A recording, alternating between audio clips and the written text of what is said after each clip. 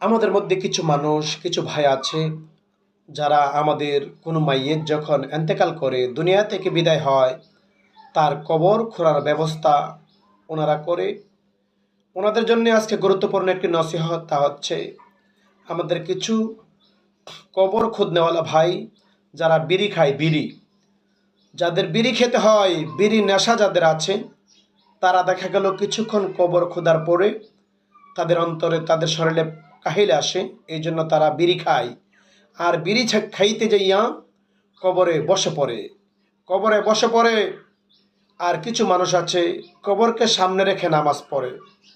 সমাজে এমন কিছু অন্ধ মানুষ এখনো আছে যারা কবরকে সামনে রেখে নামাজ পড়ে।